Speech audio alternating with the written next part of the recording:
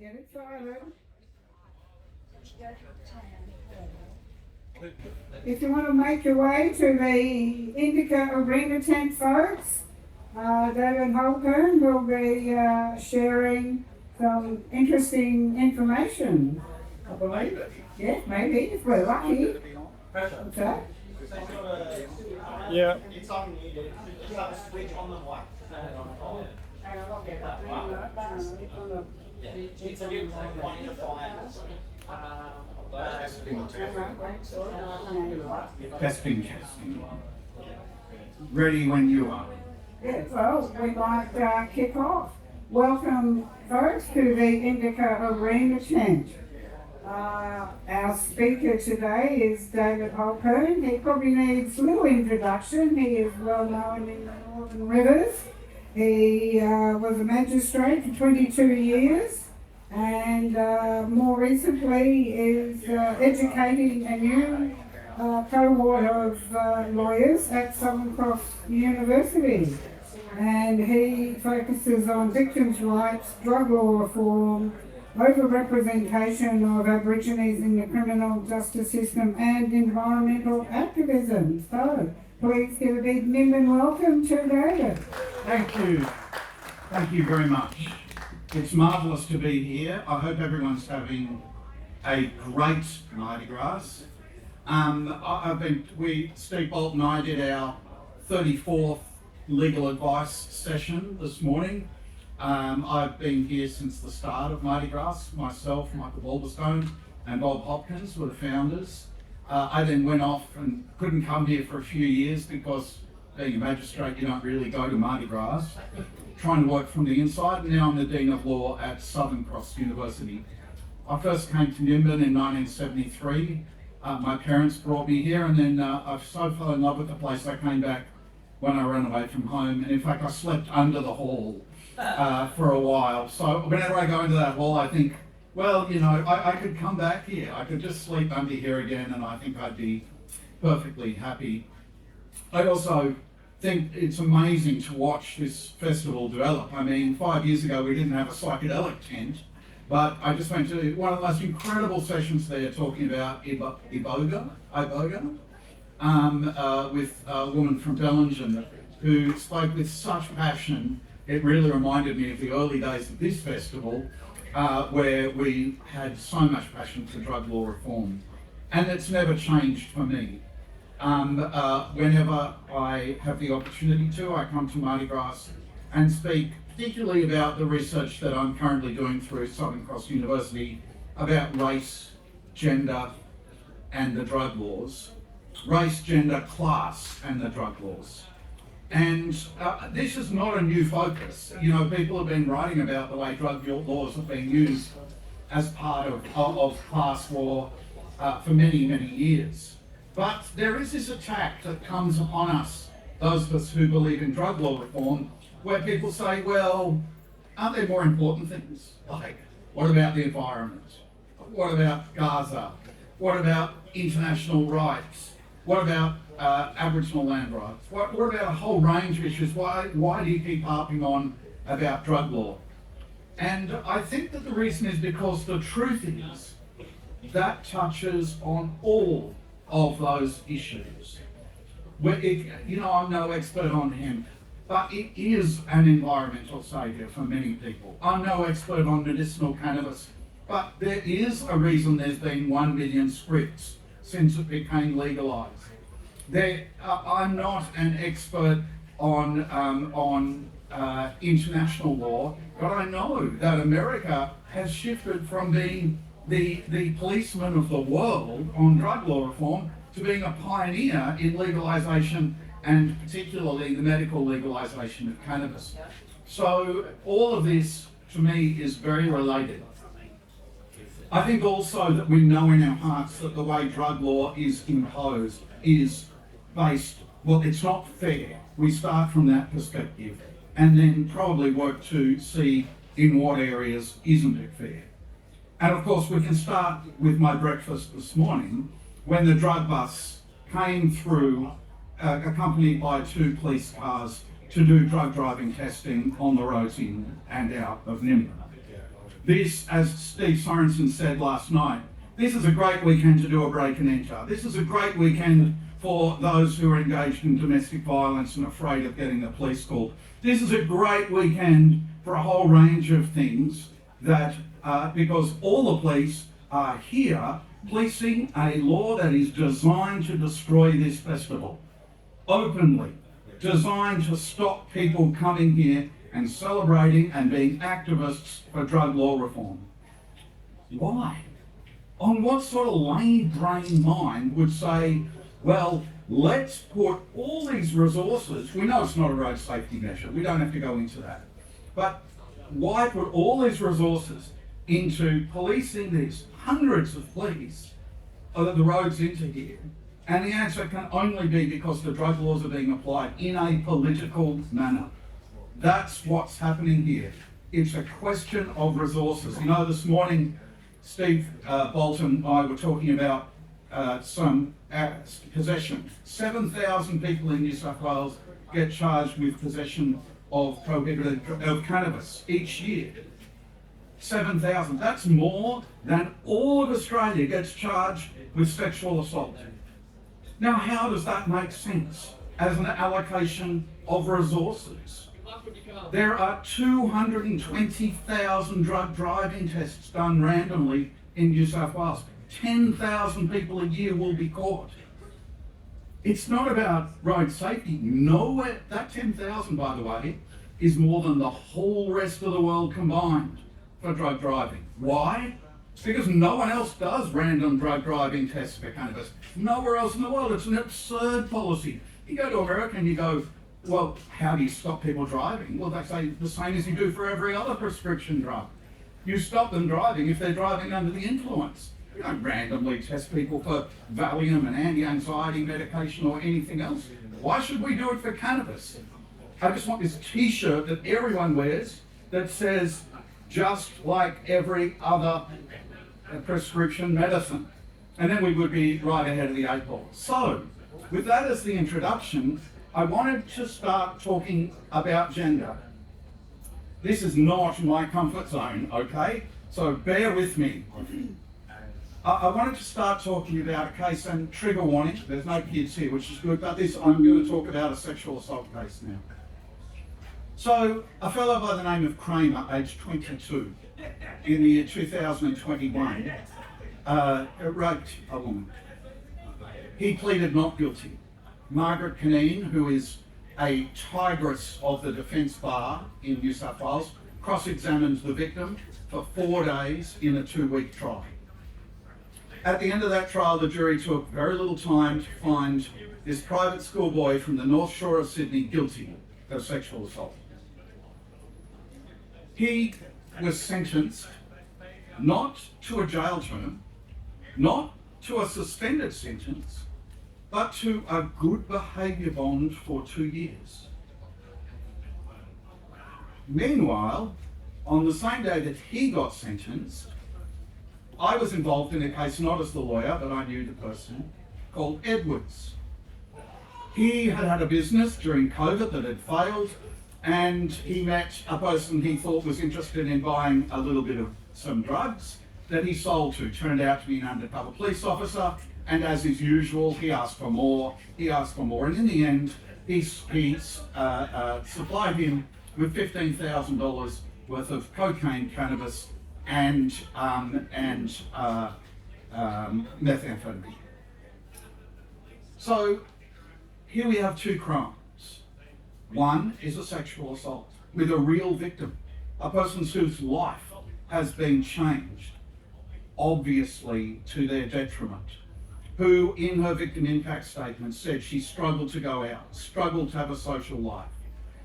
She was cross-examined, and the cross-examination was, you wanted this.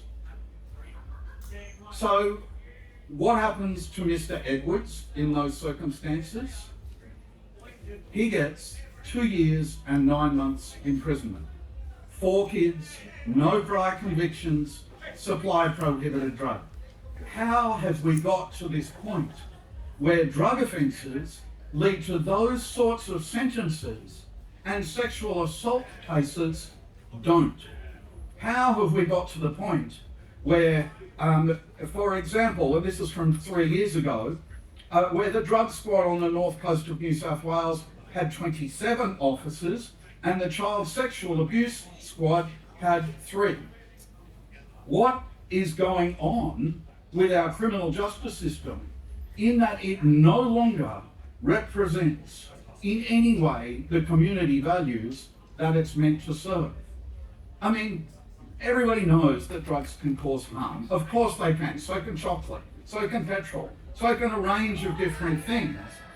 But we are talking about largely women and children victims of sexual assault who are being ignored in the criminal justice system versus the police buses. The 10,000 people charged with with drug driving at random tests, and the 7,000 people charged with possession of prohibited drugs. And the more we look, the worse it gets.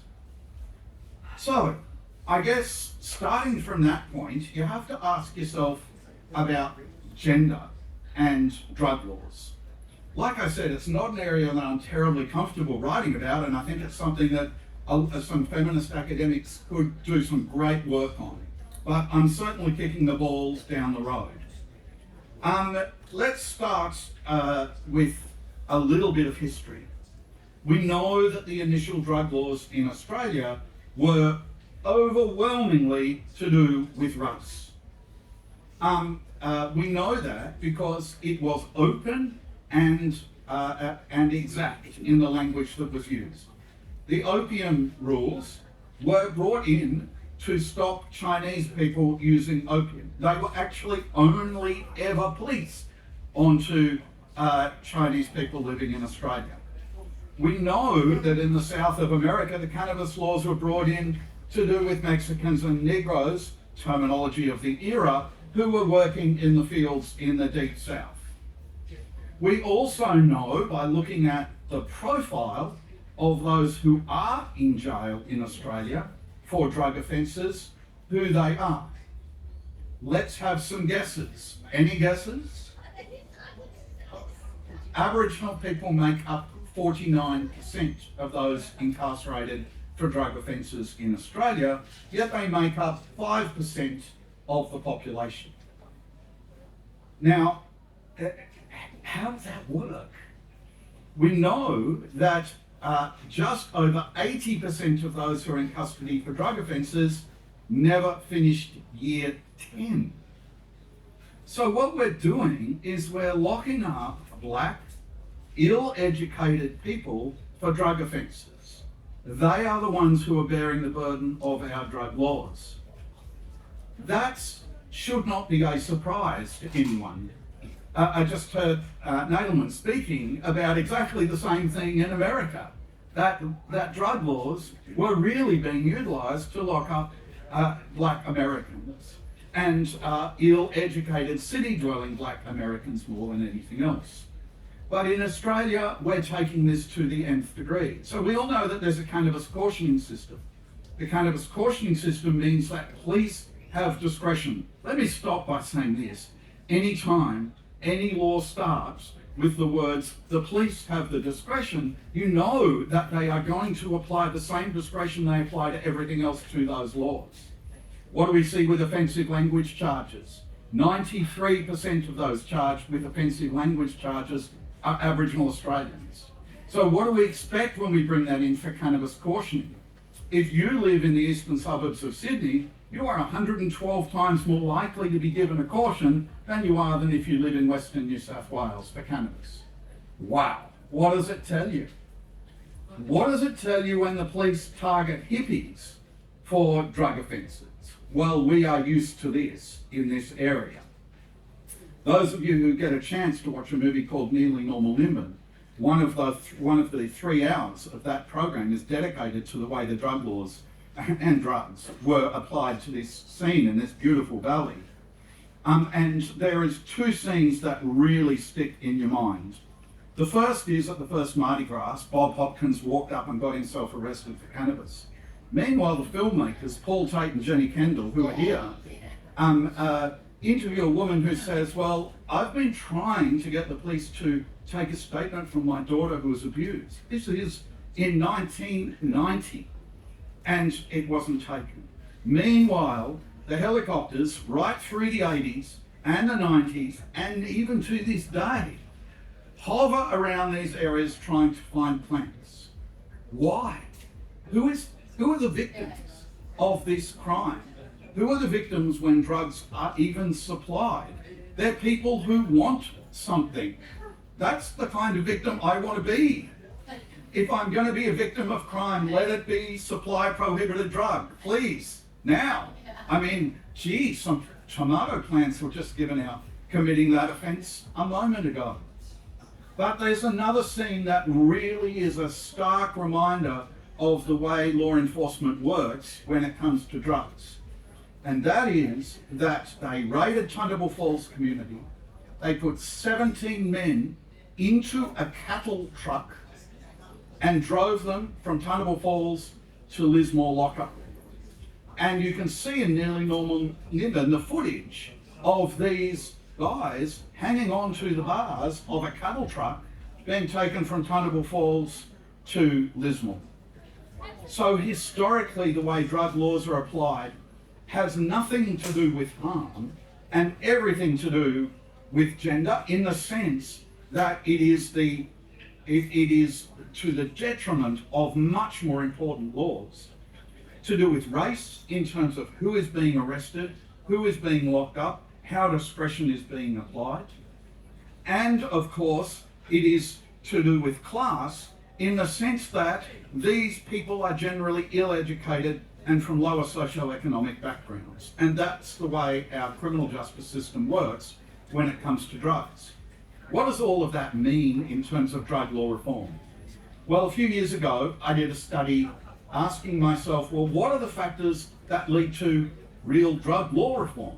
How come countries like Portugal and Holland and some states in America have drug law reform and we don't?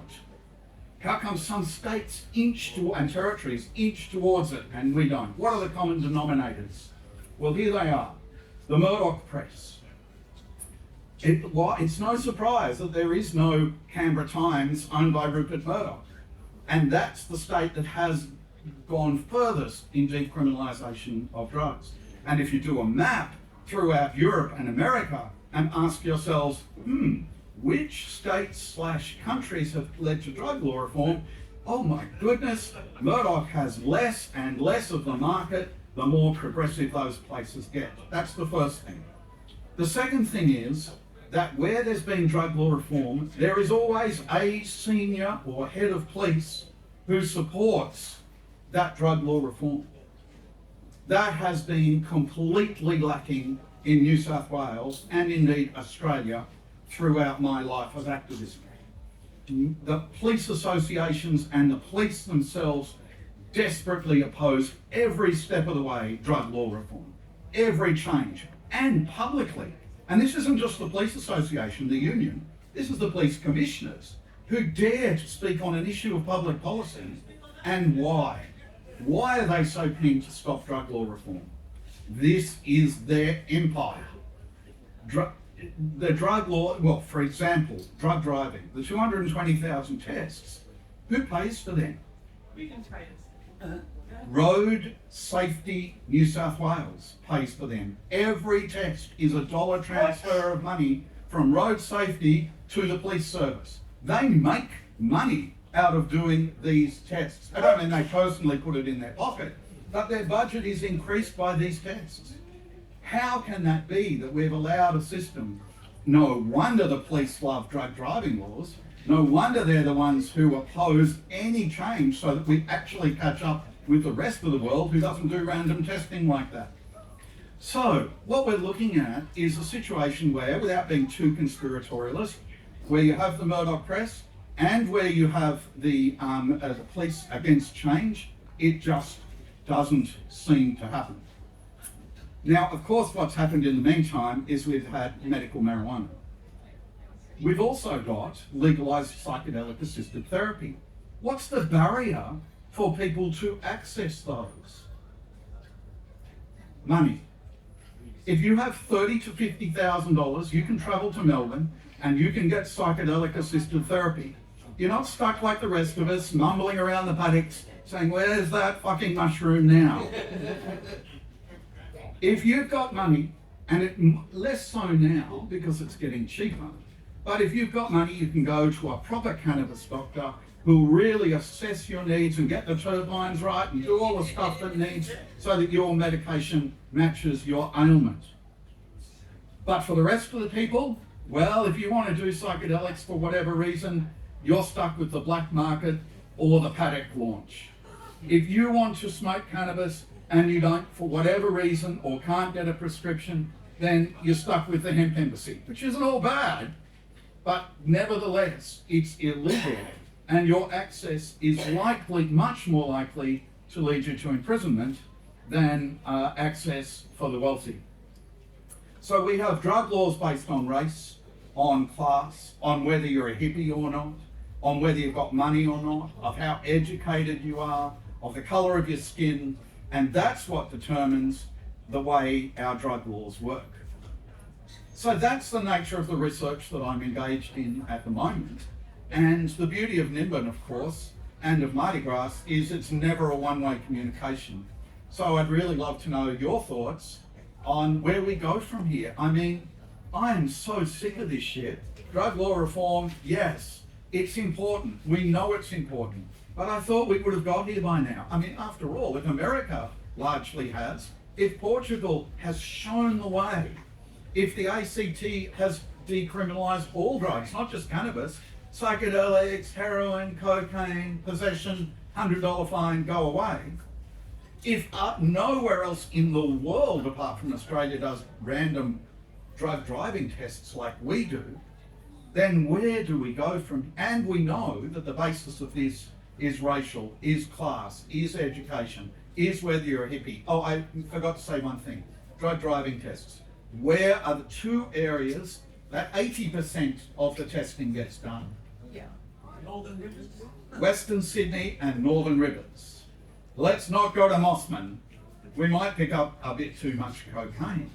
Let's not, and then, of course, it gets worse when you get to court.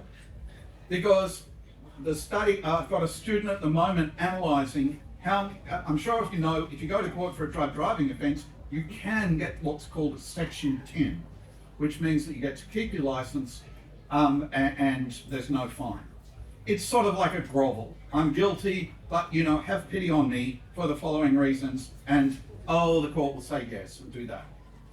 Who doesn't get Section 10s? Let's have a guess. People who can't afford a lawyer. People who can't afford a lawyer, spot on. Who else? Aboriginal people. Hippies. Who else? Hippies. It just goes on and on.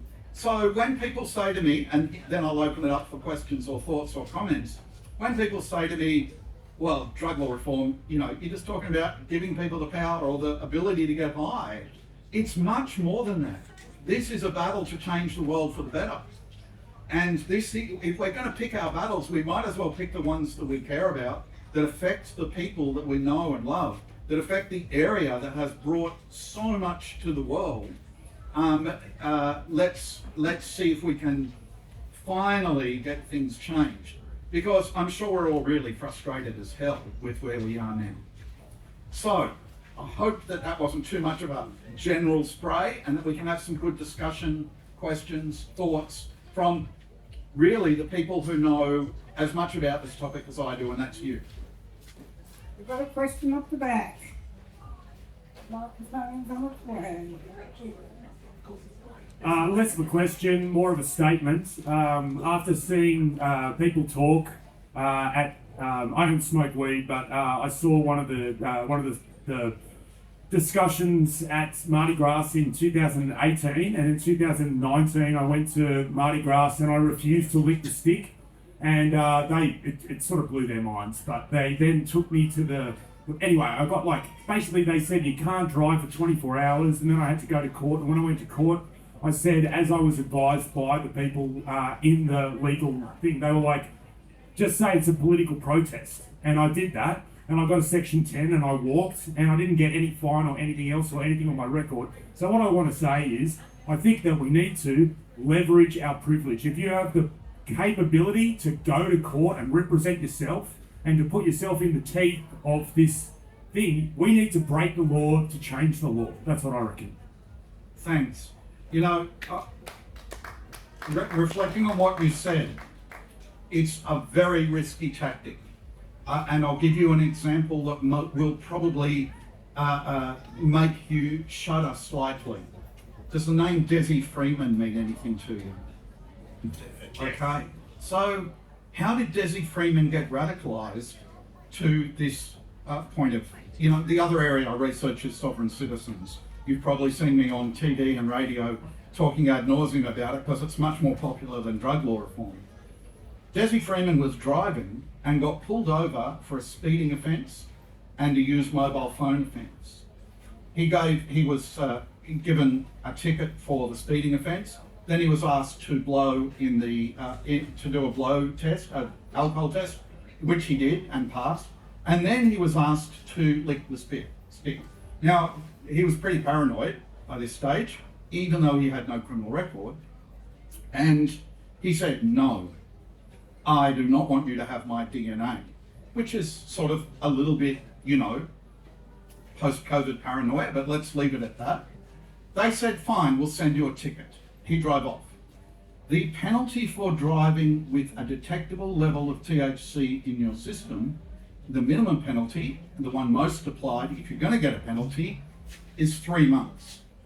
In Victoria, the penalty for refusing to take the lick stick test was 2 years off the road. So Desi gets this thing in the mail saying he's been suspended for 2 years. He's got a wife who comes from another country, who can't drive, he lives in a bus miles out of town, he's got a bunch of kids, and he's like, goes crazy.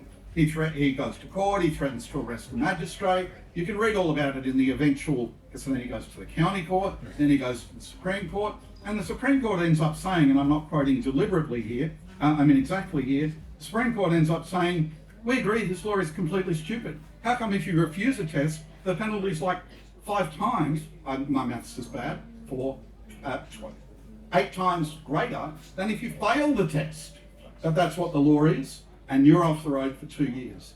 So, there is a risk in refusing the test. In New South Wales, it's not 8 times, it's only 2 times.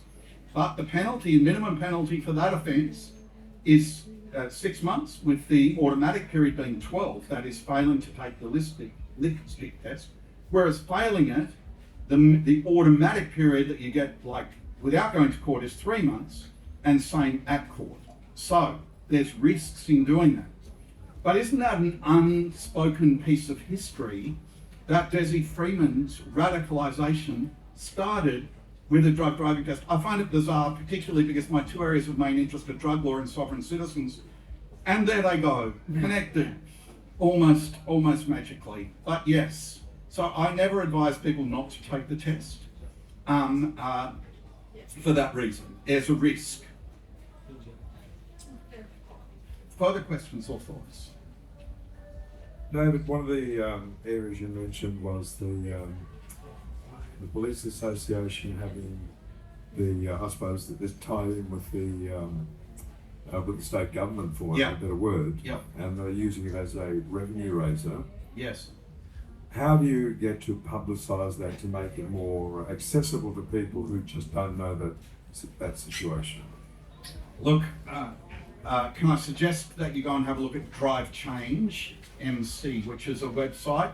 I'm the lead activist for, lead front person for Drive Change, which is an industry-led campaign to change drug driving laws. Because obviously, the people who, apart from the mugs, the 10,000 of them who get busted every year, apart from them, the people who are also suffering is the medicinal cannabis industry. I should say, of course, the other people who are suffering are those for whom cannabis is a really useful drug, and then they can't use it because they can't drive, or they lose their license, or they go to jail. So, the cannabis industry has a huge incentive to change the drug driving laws so that people can use their prescription drug, like they can in Tasmania like they can in most places in the world. If you have a look at that at the Drive Change website, there's a chart of those countries that have a medicinal cannabis exception, and it's a very, very long chart. But of course, Australia doesn't. Now, Jeremy said next week we're seeing things happening in New South Wales, and Jeremy's optimistic, and so are a lot of people. Let's wait and see. I've seen it, but all we can do is talk to our friends and family. And look, there's a huge lobby group growing in this, and they're not hippie activist lawyers like me. They're not people who come to festivals like you. They're the mums and dads, the aunts and uncles, the children who are benefiting one of the 1 million prescriptions for medicinal cannabis. Because most people, well, what are they doing? They run the gauntlet, I think most people do, or they stop using. And then they go back to their barbiturates and their anti-anxiety medication and their Valium and et cetera, and what happens? What happens then is, well, there's pharmaceutical companies are happy, that's for sure. But are they safer drivers on those drugs that are legal to drive with a detectable level or not? That's why it's so farcical to say it's a road safety measure. It's clearly not. Yeah.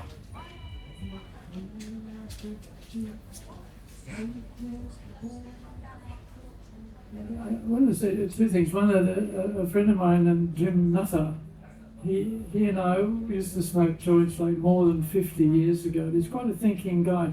The other day, he said to me that all of the institutions are well past their use-by date.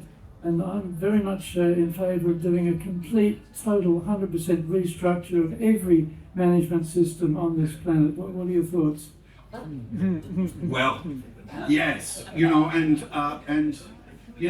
don't think cannabis law is going to do that. But I tell you, I was at such an inspiring talk early on in the psychedelic tent, where this young woman was talking about the use of psychedelics as a real method of changing the world. I mean, what would tune in, et cetera, et cetera. So yeah, let's hope so. But in the meantime, I think it is incumbent on those of us of privilege to speak out against injustice, because in the case of drug law reform, given the racial and the class and the poverty and the gender aspects, if you're not part of the solution, you're part of the problem. Sitting on the fence is not an option when it comes to drug law reform. I wonder if you know that if someone has been passive smoking, would they actually show negative? Yeah, it's a very good question. And there's been some tests done about it. And, much to my complete amusement, one of the lead researchers in the lead experiment, his surname is Bong. So, what do you do with that? It's like, go for it, mate. What other area are you going to research? So, these researchers put people in a shower like one with a curtain, a shower cubicle, and there was a whole lot of dope smoke, and then they tested the people, and they also did some tests in the Netherlands, in cafes, and tested people. And yes, there's residual amounts by passive smoking. I was the magistrate in a case that went on appeal, and my decision was upheld, where somebody was nursing a person who was dying of cancer in a caravan. The person was dying of cancer in the caravan, and they were picked up on their way home. This person was continually smoking cannabis for pain relief. Now, in those days, there was a defence, and the defence was, I didn't know the cannabis was in my system. That defence was wiped completely. So, doesn't matter if it's passive, doesn't matter how you know you got it in your system, doesn't matter if someone laced your drink with cannabis or cocaine or amphetamines, you're guilty of the offence if there's a detectable level. It's not as much of a problem with cannabis, although passive smoking is an issue. I was never a big smoker, but occasionally I go out with my mates and we'd all be in the panel van. And also I remember catching the train from Lismore to Byron, and they had first and second class carriages. And if you were second class, you were probably stoned by, Heilpern. because just the amount of smoke. But the bigger problem is the white powders. I mean, for example, I can't remember the exact percentage, 17% springs to mind, of banknotes in America have a detectable level of cocaine on them. So, you know, that you can have tiny amounts that cause huge problems, and there's no defense. So yes, passive smoking is a problem. So as you're walking around, please place your masks over your face so that you can be sure you can drive home without getting arrested. In Western Australia, I think there are two members of the Legislative Council There are. that are marijuana law reform. And they're both here. Yeah. You know if that's made any difference to, cannabis law reform in Western Australia? The question can be asked equally of New South Wales, where Jeremy Buckingham's been elected, and two in Victoria as well. Yeah. There's two things I would say to that. The first thing I'd say to that, and you correct me if you think I'm wrong, but I think it's the wrong question. And I'll tell you why. Because in Western Australia, they have the biggest Labor majority ever of any place in Australia, any parliament in Australia. And what are they doing with it? Like, why should it be up to two minority members of parliament to be asked to... The Labor Party is meant to be the party of social change. This is a no-brainer change, drug law reform. You know, America hasn't fallen apart. Portugal has improved. You know, we can go on and on about the comparisons. But the short answer is, minority parties have no power if they don't have the balance of power. Jeremy Buckingham does have, along with many others, the balance of power. Are they listening to him? Yes. Is he hopeful of getting some change on our drug driving laws and on our possession laws? Yes. But again, the Minns government has a majority in the lower house of, I can't remember how many, but it's a record majority. They could get any drug law reform through the upper house in 5 seconds with the support of the Greens, with Jeremy and with other independents. They've done nothing. Zero. So the real question should be, what is wrong with the Labor Party that they don't believe in doing something to improve our society so much? They're afraid of Murdoch, they're afraid of the police, they're afraid of the pharmaceutical companies, they're afraid of the alcohol companies. That's what it's about. But, you know, would you rather be a Whitlam or a Beasley? You know, that's the choice you've got in Parliament, and, you know, I wish I'd grow some guts. Nice or effective? I'll add something to that, because it's the first time in Western Australian history where the ALP have had the lower house and the upper house. Yeah. First time in history, and as we say, they're the best Liberal government ever elected. Yes. So drug law reform comes a very poor, but if we framed it, and imagine if we framed it this way, that domestic violence policing could quadruple if you just got rid of random drug driving testing, in terms of hour by hour policing. You know, like, how is that not a vote winner? If you started actually sentencing appropriately for sexual offences and lowering the sentences for drug offences, who's going to be upset by someone getting 3 years rather than 10 years for supplying prohibited drugs? Like I don't see it as such a political liability. Clearly they do. Any other questions? I think we're up to time. Okay, yeah. Well, Thanks so we're much ready for to- listening, and thank you so much for coming to MardiGrass. Thank you to our wonderful MC. Thank you. Great. Sound and recording. Sound and video, yeah. I try. All you folks, without you folks, we don't have a Mardi Gras. But I just wanted to throw in a quick thing. I visited Amsterdam in 1986, and they've had legal marijuana for a number of years. And there weren't like crazy people running down the street. They weren't like, they weren't, you know, like. Well, it's no crazier than Nimbin anyway. Sleeping in the street. It was all very civilised. It was very clean. I had a wonderful time. And it's like, yeah, the world won't stop turning if we legalise cannabis. So thank you so much, David, Thank for you. sharing your wisdom and your knowledge. And we're going to have a panel discussion in a few minutes, so hang around. We've got all sorts of